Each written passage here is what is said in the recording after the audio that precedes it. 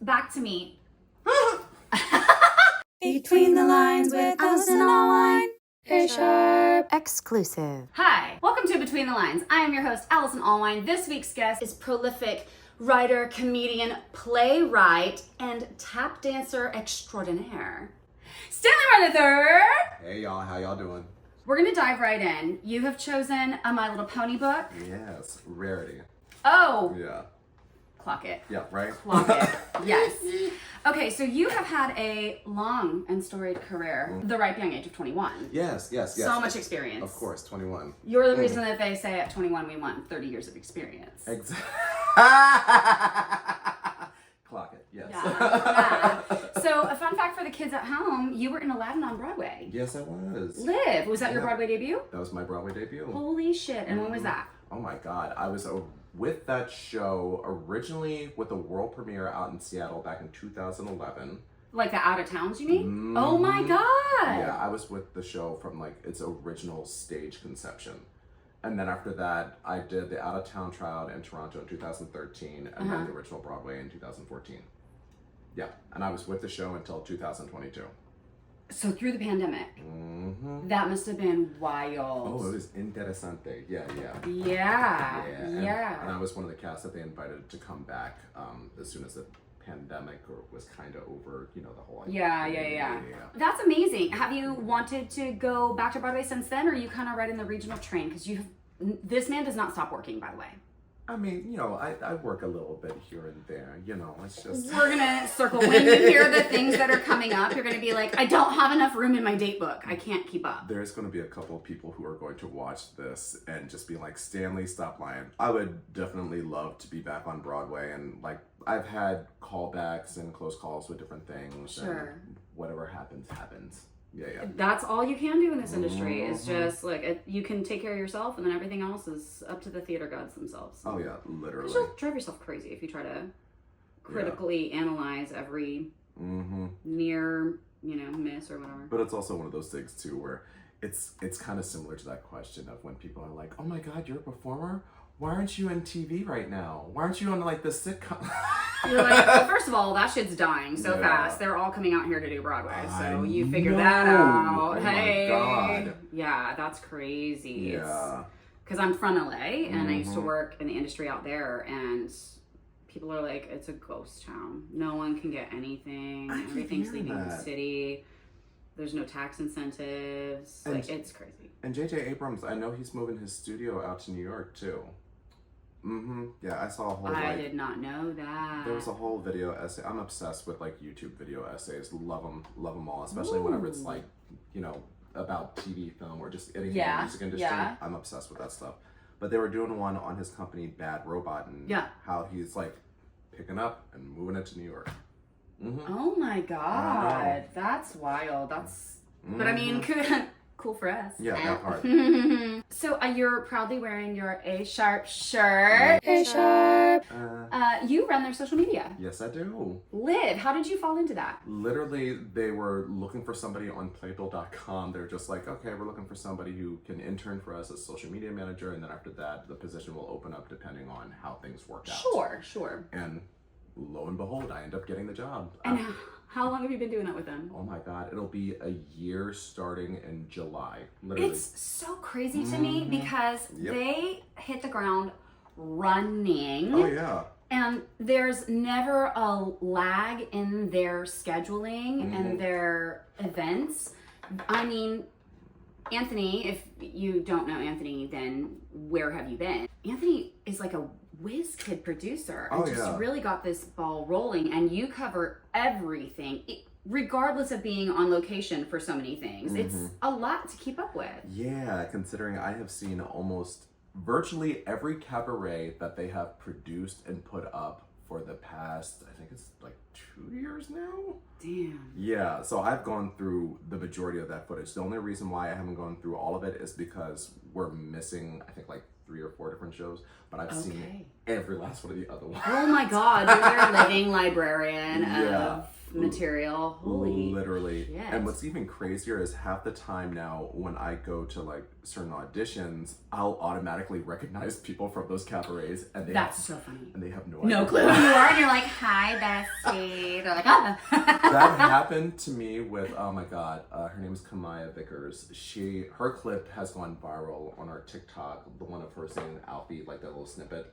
Because I'm the one who also like cuts and posts all the videos, like those short form videos. That's all me. Which, by the way, takes for fucking ever. I'm gonna tell you from doing this, it takes a long time to find the right thing and promote it. So kudos to you, because it is not for the weak. No, because half the time I'm usually choosing clips from, not only because if I find that they're extremely talented, but it's because I'm like, okay, they're about to do the next show that we're about to produce. Sure. Or it has something to do with the month, like it's Women's History Month or something like that. So I'm going to be promoting a heck of a lot more women. Right. Or if it's something where something happened with a show coming out and somebody sings a song from that show, and I'm like, oh, and they sound great. Okay, this is like triple cross promotion. Yeah, ride that train. Why reinvent the wheel if somebody's already doing it? That's amazing. And then sometimes there are certain people, like I kind of lucked out with, I think their name is Lisi. She sang yes, from they, she, I don't want to miss, so I'm gonna just do the catch-all of they were at my rep book roulette. Yes, they were. And then I was like, oh my god, Anthony, why did you tell me about this person? I immediately posted her short, and then literally a month later she's getting her Broadway debut announcement in The Lost Boys. So fucking awesome. It's so cool to see. First of all, A Sharp gets the coolest talent, but I'm very grateful to be a Sharpie, but like the amount of quality, like Broadway level performance, if these people aren't on Broadway yet, keep your eyes peeled, because they will be. I think Anthony has such a great sense of taste for the people that he brings in, and everybody on the producing team, because it's not just him. There's a lot of producers. But with them specifically, I was like watching that clip. I'm like, why aren't they a guest at Black Book Roulette? Like, I don't get this. Like, well, I was literally messaging them. And then I was looking up all their stuff on their Instagram, and I'm like, oh, they were in Goodspeed's The Chorus Line. Okay, so yeah. Just all over the place. So speaking of cabarets, you yourself are an award-winning cabaret artist. Am I correct? Yes, you are. Okay, tell us about that. Where did you win this award? I won a cabaret competition. Not like the first place, second place. I was the audience favorite. So the judges, I don't give a shit what anybody says. That's my favorite one to win. Those are the people that are paying to see you. That part. Like, I made it all the way to the end, but the judges, they chose who they wanted to win for a second, third, but I still end up getting 2 shows produced there, and both of them sold extremely well. So I was very happy about that. So what was yours kind of focused on? What was the name of it or the premise? Oh, the first one I did, oh my god, it was so long ago, was called Green Eyed Soul. And it was just like all the songs that I have done in other random cabarets, because my dad at one point used to play for this stand-up group and sketch comedy group out in Philly, and they would, as soon as they would come in to do sketches or they would bring in stand-ups, he would be like, well, my son can sing, so I would come in and I would just sing songs in between sketches or in between sets. Oh my god, so you're from Philly? Yep. Oh, cool. East Coast boy. And I kind of like, I got a little bit of the bug with that, being like, oh, I can how could you do not? my own cabaret, so I'm like, why not? Yeah. But yeah, so it was based off of a lot of songs I sung from that. I brought my family in to perform, all of them together for my second one. Are you guys like the Jacksons? Everybody's talented? Well, I grew up in a theatrical family. What? Yeah. Spill it. So my dad. The third. Here we go. Okay, here's the lore and the legacy. My sister hates this though, but I always say it like this. My dad, he's a piano technician, piano tuner. He also was a composer, musical director for different like theater companies and for shows, out in the greater Philly area. And my mom, she's a dance teacher, choreographer. She choreographed regionally, she choreographed high school, she choreographed middle school, she choreographed commercials. My sister's just there. Now I know why she hates it. She hates, because I would always tell that joke about cabaret that it would always get a big laugh. She's like, why do you always say that joke? She's like, fucking punch you right in your face. But yeah. But with her, but she's also a dance teacher, choreographer, like all this stuff.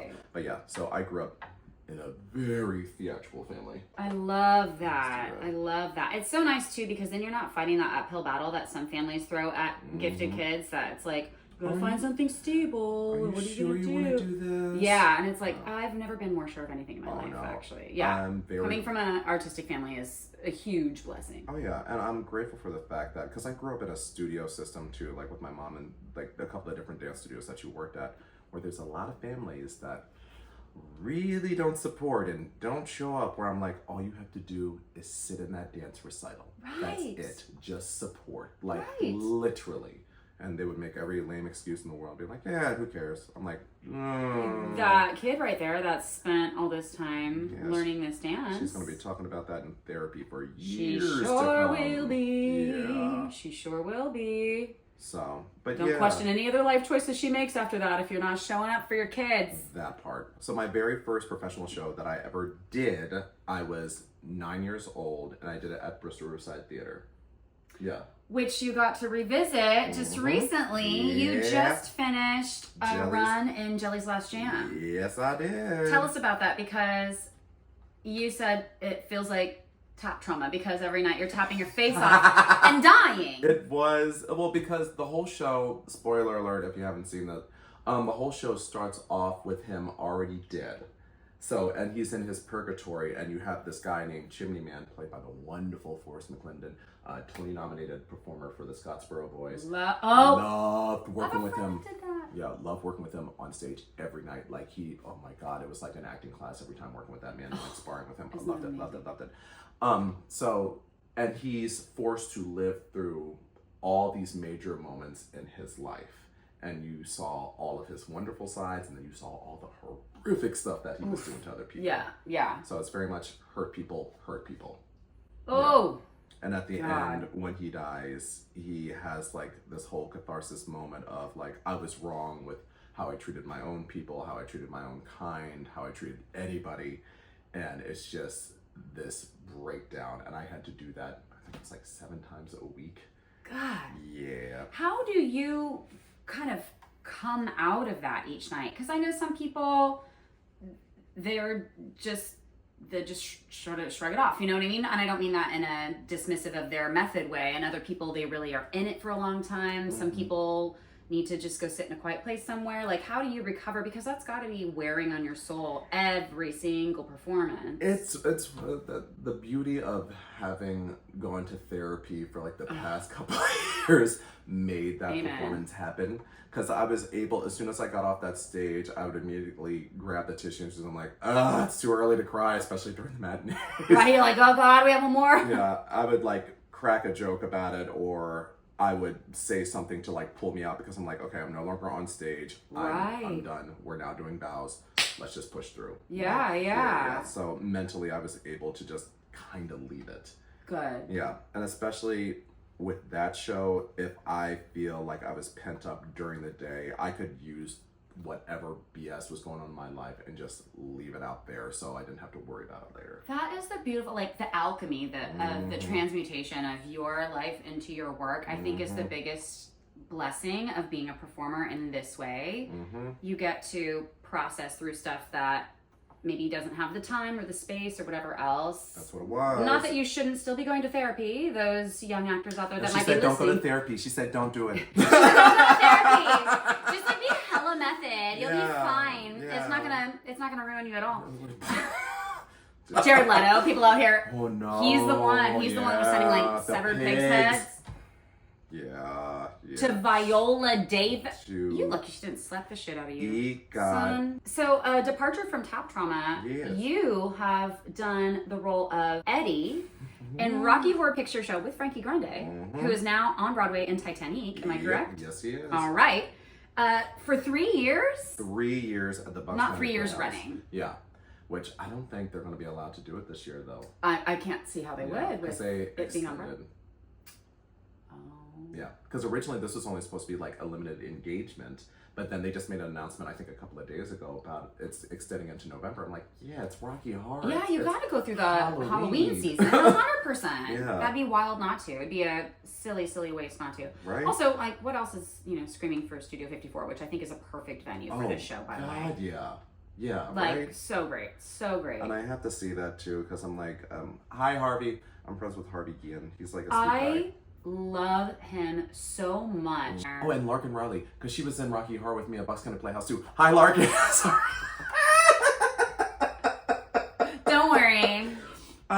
He didn't forget about you. And Ananya is like a big A-sharp person. Yes. I saw her, who's a majigger on A-sharp the other day. Replic Roulette, I think it was? Yeah, she's done about 3-4 different shows with I A-sharp. feel like, you know when you have mutuals and you've just been like ships in the night, like you've just missed.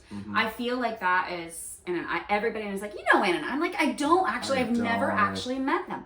But I feel like I should have. Everybody seems to think I do. Yeah, no, it's always so funny with a lot of these shows. I'm like, oh yeah, I know that one person. Oh my god, and also this one, like every time. Oh my god, I know everybody actually. Oh my god, it's my show. It's crazy. Oh my god, am I here right now? Like, what is it? It's very Penelope from SNL, Kristen Wiig, which is like, actually, I am a tomato. Yeah. So what was that like? Like, what kept you coming back to visit Eddie over and over again, besides the show is fabulous and flawless? It's because, well, the funny thing is when I booked Rocky, I was shocked because I never thought in a million years, knowing the show, knowing the movie, like they generally don't go for like my type. They generally look for someone who's a little bit more plus size. A bit more in the meatloaf category. Meatloaf category, or at the time, I was bald. What? Bald. B-A-L-D. Bald. You said I don't need hair anyway. Yeah. I'm too fine for hair. Literally, for when I got the initial self-tape ask, I was like, oh, okay. So before I start singing Papa Tootie, I pull out a comb with my bald head and just I am undone. And I literally booked it without a callback. Yeah. Because you know what? That kind of stuff where I think if I was in casting, I'd be like, I don't have to worry about this one. Mm-hmm. Like they get the world that we're living in. They're going to take big, bold choices and risks. Mm-hmm. They're going to play. Yeah. Let's go. And it was Let's fun. go. And the only thing that they asked me to say is like, how competent of a dancer are you? I'm like, I'm actually a really good dancer. Screw it. I'm not even going to be like, well, I'm fine. I commend you. Oh God, there's certain certain Broadway shows I've seen recently where I'm like, oh, I'm not doing that 8 times a week. There's no way in hell. No. I don't know if I can. No. And I don't think some of these dancers can either. Right. Like, yeah. Kick in my face? Absolutely not. Or it's specifically like concert dance where I'm like, people's bodies weren't meant to do this. 8 shows a week? 8 shows a week. What qualifies as concert dance? More like if you're a background dancer. Oh, like commercial, like, okay, like on tour kind of. Or we're talking about modern, or like a lot of those modern dancers. Not 8 times a week. Nope, I took a modern dance class in college, and I was like, I don't think the human body is supposed to move like this. No. I mean, no, there's certain shows nowadays where I'm like, the way that they write and produce them, I'm like, yeah, of course the lead's not going to be doing this 8 times a week, and they have the understudies. Can I just have a moment to that point? Yeah. Stop writing musicals in the highest key possible. Oh, I have an Aladdin story about that. Why are we screaming at the top of our fucking voices? So I can spill this tea. Please. This was years ago. This is back when I was doing the world premiere rehearsals for Aladdin. And one day, we were working on one jump for like the 3rd or 4th time, whatever, throughout the week. And the Harlem Girls come out right when they're doing yes. That whole song. He's become a one rising crown. So that was their like regular key. Okay. And they didn't tell the girls that they raised the key on them. So as soon as they came out there, the rehearsal said, they were screaming. Who is that for? Yeah. Who is that for? They kept on raising that key. Hi, Kaz. They kept on raising that key because at one point during Prince Ali, it was actually similar to what the movie was. Okay. And it's like, make way for Prince Ali. And we were fine with that. And then the next day when we came in to go over it, make way! Like it just went, and I'm like, okay. Yeah. I can't. But like, it's not sustainable. It's causing vocal damage. Also, just because it's higher and louder Mm-hmm. doesn't mean it's better. Yeah, very true. I just think, can we have it in some singable keys? Like, nobody's ever going to contest that Ethel Merman was not one of the greatest, and she's not scrolting out G5s. There's one singer for this most recent cabaret superstar Yeah. who sang a song from a show that, oh my God, I'm like, oh yeah, I did see this when it originally came out. I'm not going to say the show, I'm not going to say the cabaret singer, but I went to go listen to the original version of the song, because sometimes I'll do that with a lot of the performers just to be like, oh, just to compare and contrast. Yeah. And I'm listening to the soundtrack, I'm like, oh, Frank Wildhorn didn't need to have that song that high for her. He did not need to make that song that high for her. No. Yeah. No. But no, I'm mainly referring to Adrienne Warren when she was in Tina Turner, because I saw that show. Oh, I didn't. Okay. And I'm like, that was a fierce performance, but I'm like, not 8 times a week. And I know she wasn't doing it 8 times a week, because I'm like, Tina Turner would not be singing that music 8 times a week. No. And Tina had a lot of raspiness naturally in her voice. We're not trying to wreck Adrienne Warren's voice. It's a gift. Heck no. And the fact that I'm like, not only was she singing her face off, she was dancing her face off on top of that. Right. And then the mental toll it would take on you, especially being like physically abused on stage. Yes. Yeah. Like, I often, first of all, Angela Bassett was absolutely robbed of her Oscar for What's Love Got to Do with It. Oh, she said that on Andy Cohen, Watch What Happens Live. Did you she fucking better, because she was. 100% she was. She's like, yeah, I should have won. I'm like, she should have won. She should have won. I think it's disgusting that she didn't. She put it all out there in that, but like, her reality, Tina Turner's reality, is disturbing. I remember watching the movie and being like, I have to close my eyes during the scene, because as a woman, it's just like some of your worst fears actualized, and talk about trauma, like to as a performer, put yourself in those shoes to do an appropriate telling of the story is like, I don't know how you come out of that. Like, whew. My mom would always have that movie on in the background, and like, even at a young age, I'm like, why am I watching this? Yeah. So let's talk about another show that I think that you were probably amazing in. What?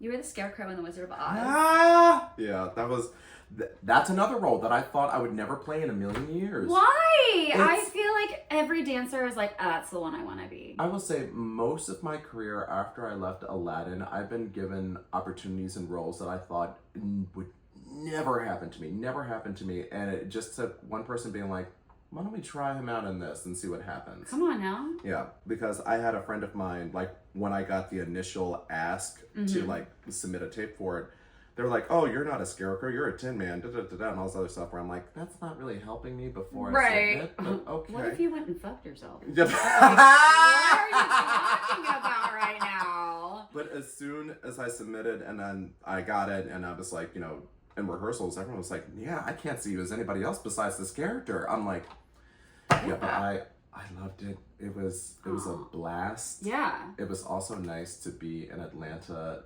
during like the holidays. I've only been to Atlanta for work, and it has been it's been a time. It was like 78 degrees on Christmas. I was like, you know what? It's fine. I've lived in the Northeast most of my life. I'm like, it's nice to have a warm Christmas. I'm fine with this. Well, may God bless you with a California contract at Christmas. Oh yeah. All you need is a light sweater, baby. Yeah, but it was a blast. I loved it, and I loved working with everybody in the show, and working with Bai York was fun too, because she's a living legend. A chorus line. Yes. If you don't know, the cute little teeny tiny Asian lady. And she owns the licensing and the rights to all of like Michael Bennett's choreo, so yeah. That's dope. I did not know that. Yeah. So oh my God. So she sets it on, like, if you want to do the original choreo, you basically have to go through her, like she'll set it and all this other stuff. And that's amazing. Have you ever done a chorus line? Nope. That's Would you want to? As Zach. You said, I'm not doing that opening number. No, absolutely not. There's only 2 roles. I think you'd kill it as Zach. I mean, there's a couple of different roles now that they're no longer specific with the ethnicity, with the casting. Okay. They kind of opened the door a little bit with the last Broadway revival with the Sheila, who is played by Deidre Goodwin. Ooh. Yeah. I didn't see that one. For some of y'all who don't know who Deidre Goodwin is, she's the one in the Chicago movie who says, And then he ran into my knife. He ran into my knife 10 times. that's her. Yeah. Yeah. She's a bad bitch. Oh, yeah. But Yeah. she ended up being the Sheila on the original Broadway revival. And everyone's like, oh, okay. I'm like, yes, you can diversify this cast up just a little bit. 100%. Yeah. But the It just breathed fresh life into it, you know? Right. But the two roles that I would have been right for would have been either Richie Uh-huh. or Paul. Okay. Yeah. But now I'm like, Zach, just have me as a Zach. Please God, just Zach. What about you, as previously mentioned, our playwright? Yes. You had a show, Cats and Dogs? Yes, I did. Okay. So I wrote this short because I was recently divorced and everything else. And after, I know. I have more lives than cats. More lives than every cast member in Cats. Yeah. I'm a divorcee. Oh. High five. Hi. We never talked about this before, We sure have didn't. we? No. Okay, go on. Yeah, so after a good couple of years of therapy and then kind of getting back out in the dating world, I was noticing I was attracting a certain kind of person, which I was like, I need more therapy. I have 2 Pomeranians, and for some reason, I keep attracting people who love cats or have cats, and I'm like, I don't know what this is about. So I end up creating like this short, like 8-page play called Cats and Dogs, and it's basically these 2 characters are waiting in the vet's office. One person is waiting for like their dog to get checked up and all this other stuff, and this girl sits next to him, and they strike up a whole conversation, and they talk about the difference between cat people and dog people. I love that. Yeah.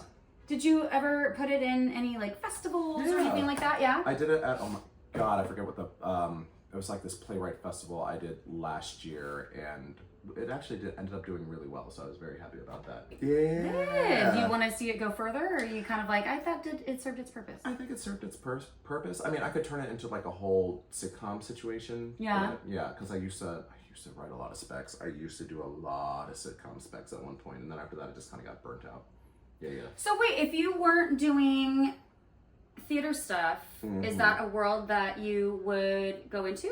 Television writing, Easily. you think? Yeah. Easily, yeah, because I was training for that at one point too when I was in Aladdin. Like I was constantly taking classes. Yeah, I was doing UCB stuff. I was doing Gotham writers. Around that time when I was taking all those writing courses, I wrote my very first play, my 1-act play, where it went into the Strawberry Theater Festival, and it ended up getting 6 nominations and winning 2 out of the 6. Oh my God. Yeah. That's Back in, remarkable. like, Okay, 2019. well, Yeah. here's to you doing more of that, because I would love to see that. I'm always so excited by the other work and projects that actors have, because you can't just be, to all the young ones out there, please don't just be auditioning and doing shows. Trust me, your light will dim. Oh. It's not gonna Burn out. Yeah, you'll burn out. And that's from a person who's always booked a book. How do you stay so booked? What do you think is the secret? Oh God, I think stick-to-itiveness and always just being like, okay, as long as I have something steady in my life, I can still keep pursuing this artistic dream of mine. Steady as in income, you mean? Steady as, oh yes, please, Yeah. income, God. Because like with the A-sharp job, like with the social media management, and sometimes I'll do a lot of freelance work with video editing and everything else in between. That kind of keeps me stable. Yeah. And then if I'm doing that on top of the performance, then I can save, and like it's Right. It's a beautiful thing. You cannot create when you are in survival mode. Oh, hell It's no. it's just not possible. I mean, some have, but like it's Somehow, but not recommended. No. Yeah. And also, I'm forced to wear many hats because growing up as a performer surrounded by like theatrical people, Right. my mom was constantly telling me, look, if you have a dance background, you'll be able to work longer than most of these other people that are coming up with you as performers. Yep. Because like I can kind of sing, so it Kind of sing. You lying piece of... I would say also, like, if you have an instrument. Oh yeah, especially now, because even with Jelly / Jam, they had a couple of the cast members literally play instruments. Our dance captain was playing the literal French horn on stage. That's crazy. Yeah, and she can tap her behind off. Hey, Jenny Ellen. That's crazy. Yeah. I grew up playing violin, and now I'm taking it back up again because there's just too much stuff. But I have a friend who is a pianist, and when he's not getting acting work, he's playing auditions or in rehearsals, and that pays his bills. So he's still in the creative world. He's able to book more stuff because he's just a more versatile performer, and his survival job is keeping him in the industry that he wants to be in the first place. So that part. That's amazing. I love that. Are you a gig type guy where you're like, I have 8,000 jobs actually? Well, funny enough, I mean, I do a lot of deep canvas work, and I'm kind of doing that right after I'm done this interview. What is that about? What is that like? It's fun because I'm like, I like to feel like I'm giving back to the community and getting people politically involved. So, yeah. Especially nowadays, y'all. Yeah, please vote. You better go out and vote. Register and vote. I swear to God. VOTE, vote. VOTE, vote. Like, you cannot decide to sit on your hands because you don't like everything about a candidate. Like, there's no perfect candidate. You just need to go out and vote and exercise your American right while we have it. Literally. And my mom is like the biggest catalyst for all that because she would always take me into like the voting booth with her or whatever, like ever since I was a child. Yeah. Yeah. Yep. You gotta. I love that that's a great way to give back. And not just give back, but like really get to know your community. Because when you're out canvassing in those neighborhoods, you're figuring out like the demographics and what the needs are and what speaks to the people in those areas. So you can really, really clock it with whatever candidate you support and help them be of better service. That part. What is this color? It broke off from the other one. This is kind of a fun part because now enough of our guests have broken crayons that it's like a puzzle on top of coloring. Oh yeah, that is funny. So I think I'm gonna go with this one. Oh, you know what? I'm gonna do an old school tested on a piece of paper thing, you know? See, this is so funny. I never have done this before. What? Yeah. Oh my God. Who hurt you? Why? I don't know. I've never have. I'm gonna confer with my notes here. Can we go back to your Pomeranians? Yes. Oh I'm gonna put a picture right here. Yeah. Tell us who they are. So the boy, he's the white one. He's Odin. He just. I love that you gave him a fierce god name. What is that, Norse god? Yeah, he's the king of the Norse gods. He's 12 years old. Oh my goodness. Lovable goofball. Like loves everybody that he comes in contact with. Like yeah. And then the girl, the brown one, that's Hera. Yes. Yeah, and in the name, it says it all. She is very powerful and very jealous and very territorial. So who did you have first? Odin? Odin, yeah. And Hera is turning 11 July 1st. Oh, so they're close in age. That's nice. Yeah. I can't imagine an older Pomeranian being like, and here's a puppy Pomeranian. Yeah. No, they're sweethearts. But I mean, they love everyone. The girl is just very with other dog. Like, yeah. She's like, don't even look at my dad. I'll kill you. Yeah. When it's always so funny, like people always say, oh, you take on the personalities of your pets take on the personalities of the owners. I'm like, oh yeah, I guess that is kind of like the dichotomy. So the nice thing about a Pomeranian is they're the perfect travel dog. Do you get to take them a lot on contracts? For the most part, yeah, I do. They were with me on this last one. Nice. And which was so nice because the housing was right by like this river and this giant park and was right next door to the theater. Like I love Bristol Besides housing. Yeah. That's amazing. And they travel well? Oh yeah. Oh god, yeah. Especially at this age, they're so used to it. Yeah. Every time they see like the little dog bags out, they're like, where are we going? It's so funny because most dogs will be like, oh my god, the vet. No, why God, why? Yeah. So you're obviously still dancing because you just did all the tippy tap. And you're very fit. I'm going to put a picture in right here.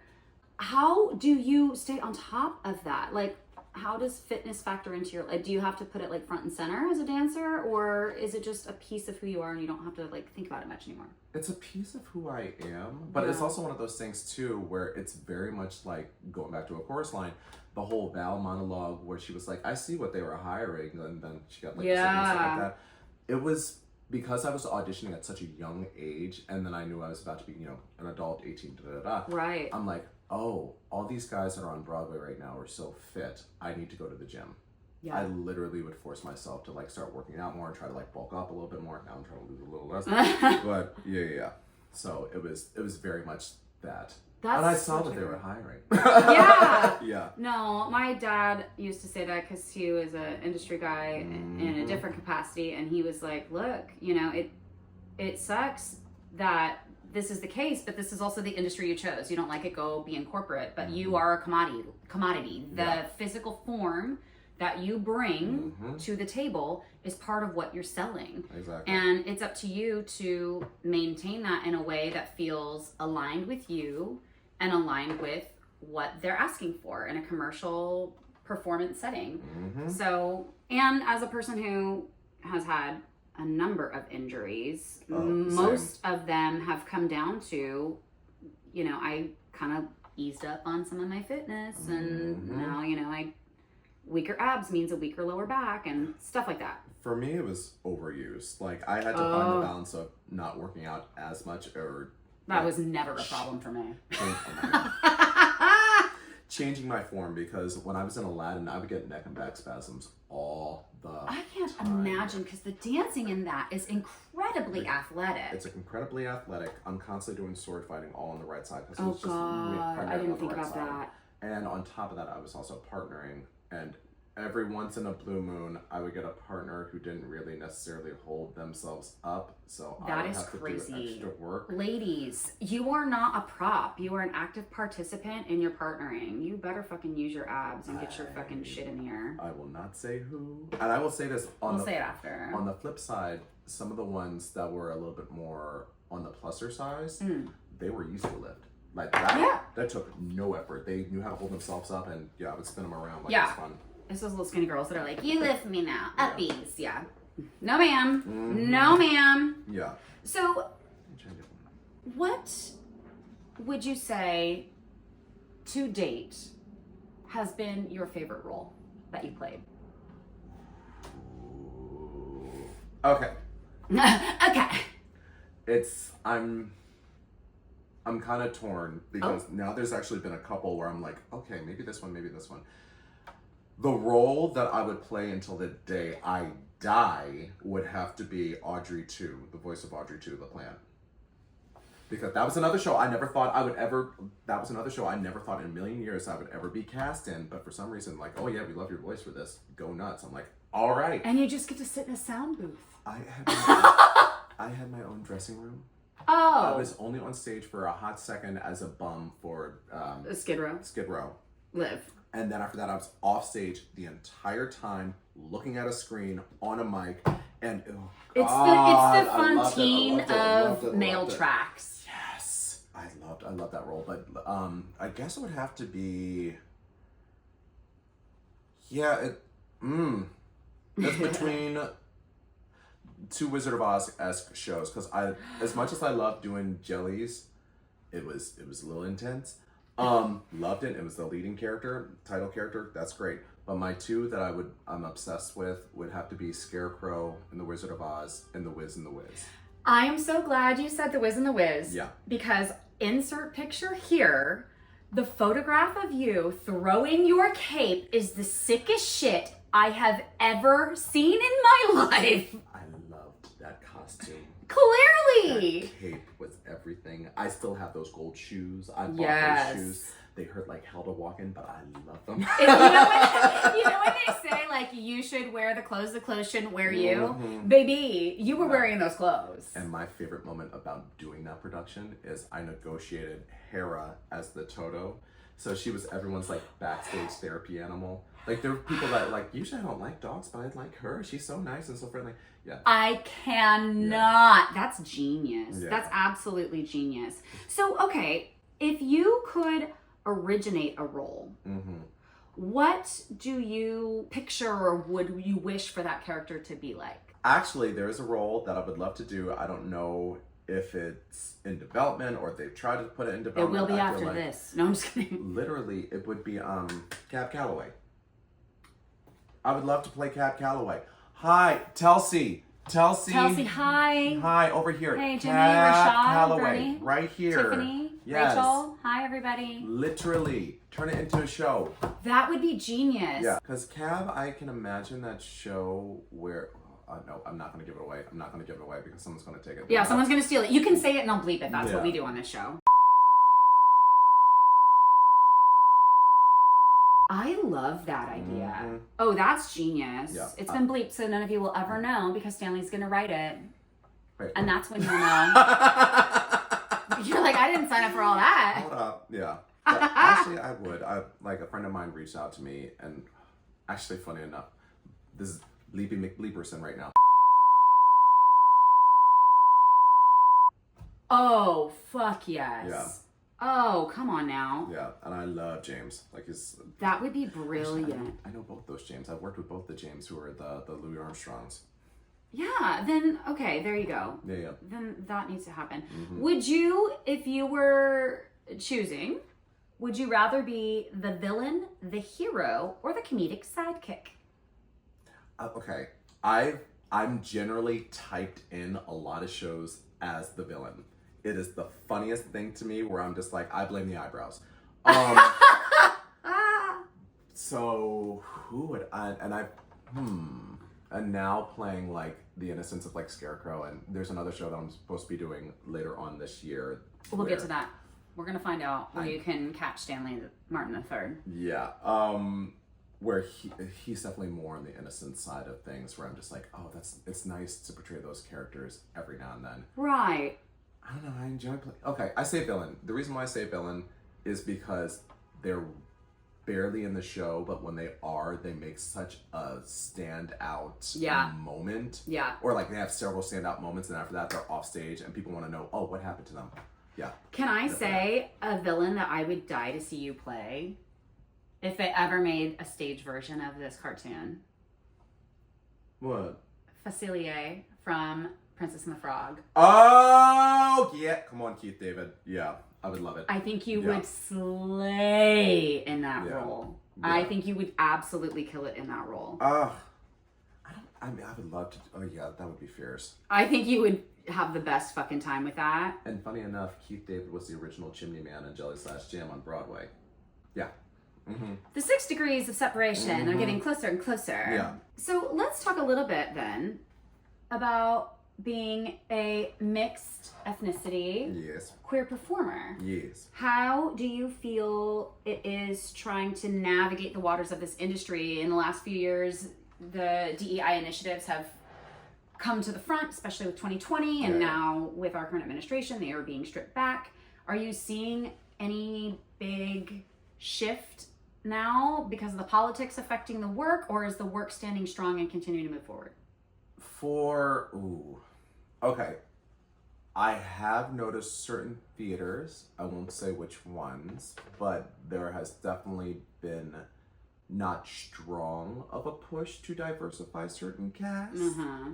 And certain theaters have had their behinds handed to them because of this. Mm-hmm. So I hope they learn their lesson and keep pushing that diversity forward. Just saying. So I've noticed a little bit of that. Okay. So certain people trying to go back to old ways that didn't. Right. Really... They're like, we're doing Dreamgirls with these 4 white girls. Oh, are you talking about the UK? I'm just talking about anybody. Oh, I didn't know that was a thing in UK. I was just making a joke. What? Yes. You like put the image here or whatever. But yeah, there was a whole bunch of backlash. It was like out in England where half the cast is like white, and we're talking about some of the leads. Go fuck yourself. That's like the Hell's Kitchen in South Korea. I know.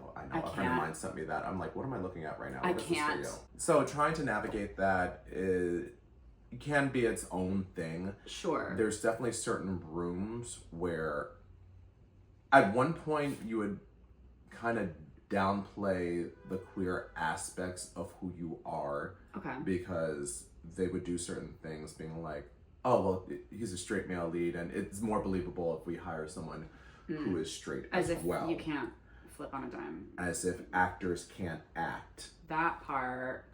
But, I don't know, I'm starting to see a little bit of certain theaters kind of go back against that now, where I'm just like, we're still watching you. Yeah. Mm-hmm. So it's interesting trying to like navigate that. But as far as like me being mixed and playing certain roles, I will say, I don't know, I go back and forth with what roles that I feel like I'm allowed to play, because I don't want to become Zoe Saldana as Nina Simone.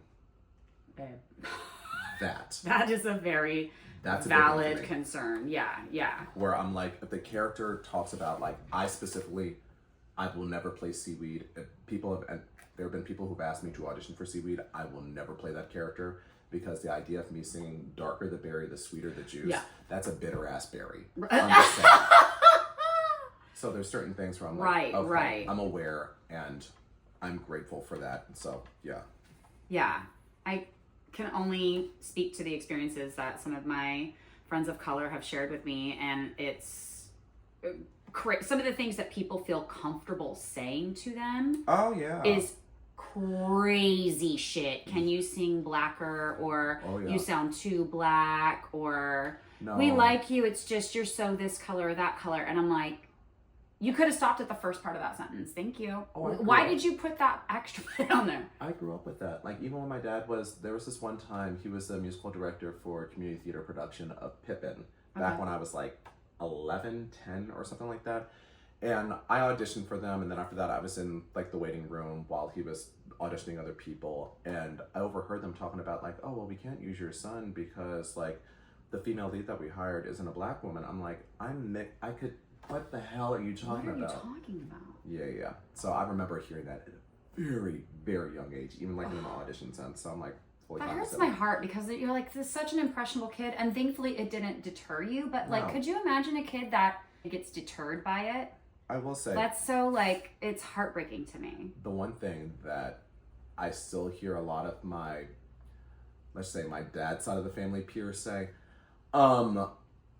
please stop saying, oh, you should be so lucky this season. They're looking for people like you. That is a big one that has yet to cease. Yeah. Please stop saying that, y'all. It is not a compliment. It's not. It's not a compliment. If it's not an experience that you personally have experience with because you walk around in that skin, we just don't say things. Yeah. Wild, crazy. Yeah. Do you want to do a little smash or pass? As per the usual, we're doing boys and girls. Go for it. Okay. Now, because you have an attachment to The Wizard of Oz, I would like you to choose one of these three to smash. The Wizard from Wicked, The Wizard from Wizard of Oz, or The Wizard from The Wiz. The Wizard from The Wiz. Correct.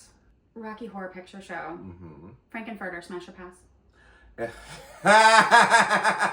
Depends on which Frankenfurter it is. Valid point. Should we go with the movie reference to keep any and all guilty parties out? Yes. Okay, Let's go with Tim Curry. Yeah, smash. Rocky, smash or pass?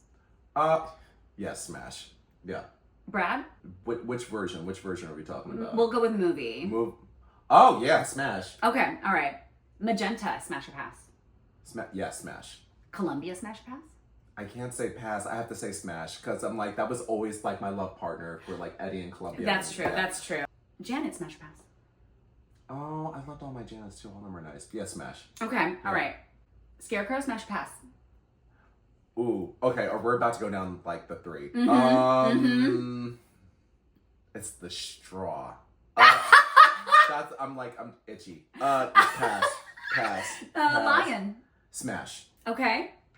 That was a quick smash. Yes. Because that's generally like my type anyway. So yeah, smash. Tin Man? Pass. Audrey, smash or pass? Oh, oh God, she's so abused. I'm gonna pass because I feel like the world has smashed her enough. Oh, what a heart. Yeah. Seymour, smash or pass? Smash. 100%. Yeah. Especially Rick Moranis. I don't know what it is. I don't know what it is for me. See, that's my hear me out stick in the cake right there. See, I'm for, even though I'm against it in casting, but I'm for the hot Seymours.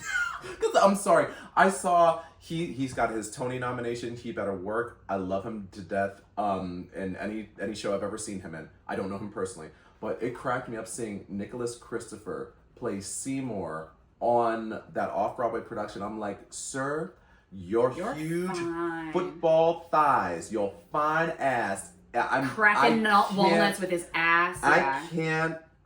Good for you for playing Seymour, but it just cracked me up. I'm like, he's being bullied?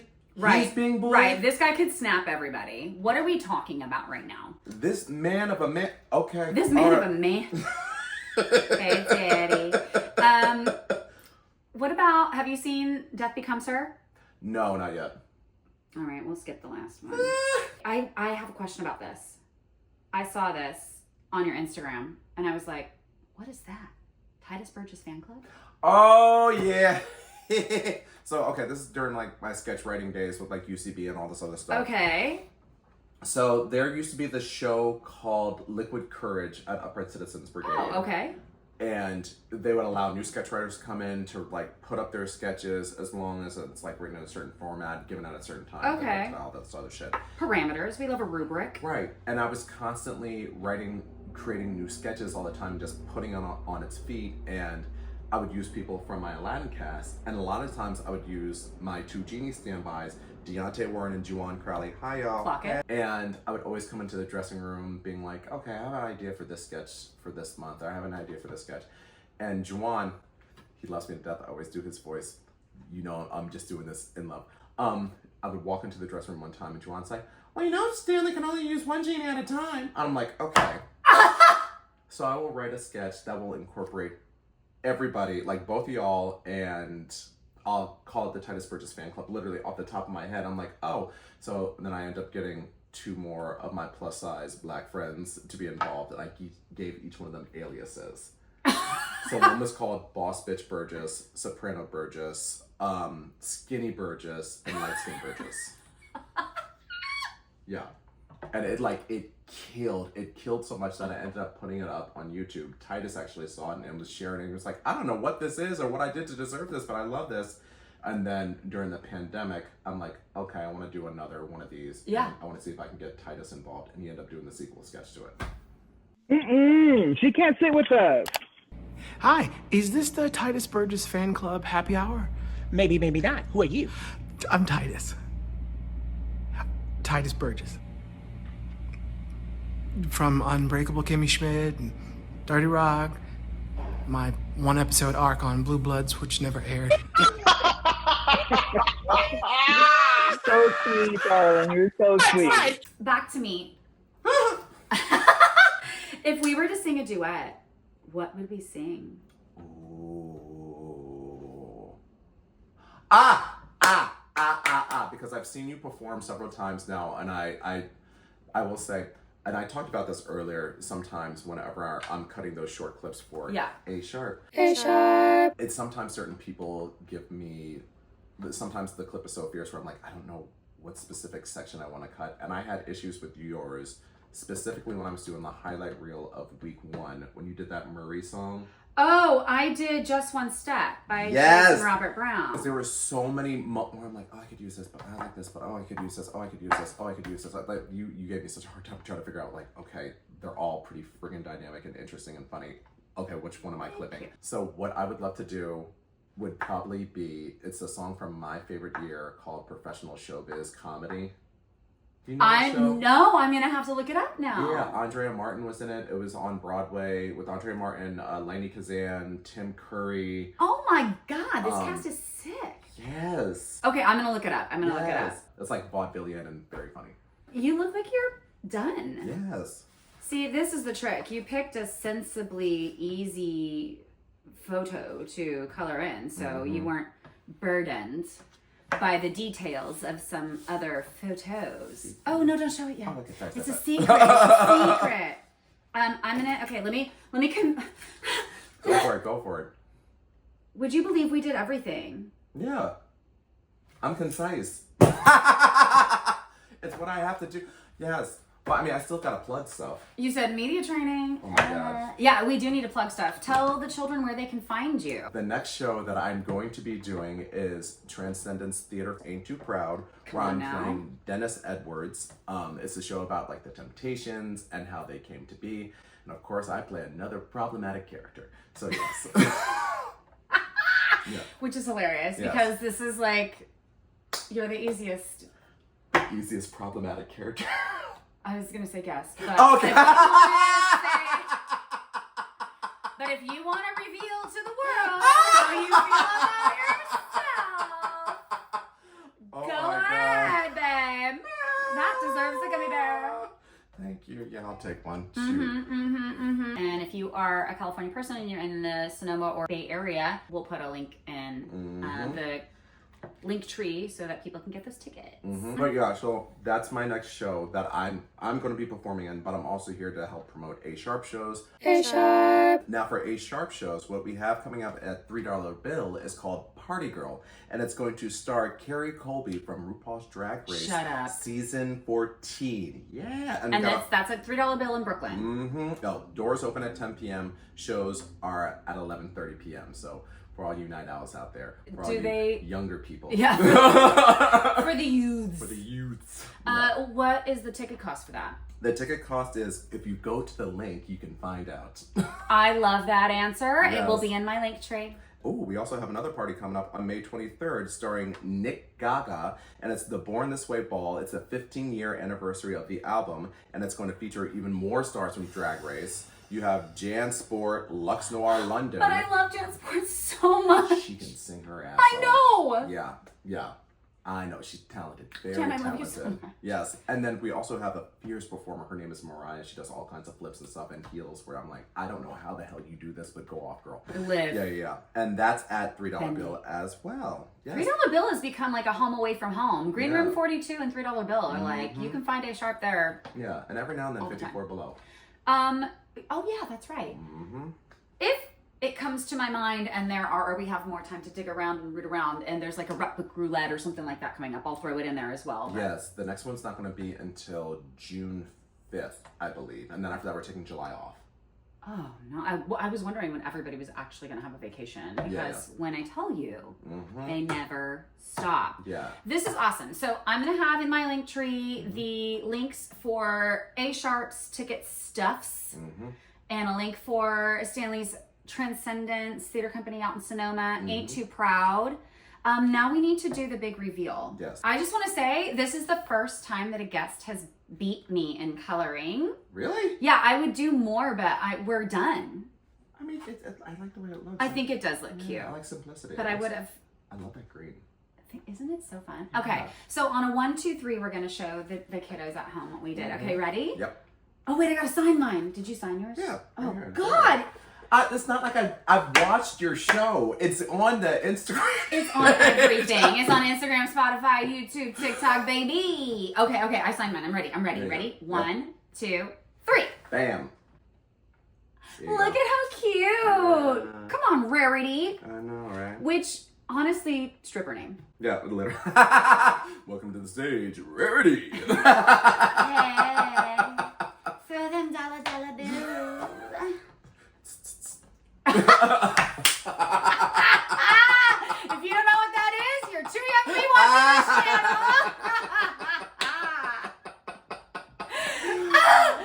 Stanley Martin III, y'all. Yes. Thank you so much for coming. Thank you for having me. Check out A Sharp. Check out Stanley. All the Instagrams are going to be flying across the screen right here. Come back next week. I have no idea who's going to be on the show. It doesn't matter. We're going to have fun. Okay, bye. Bye.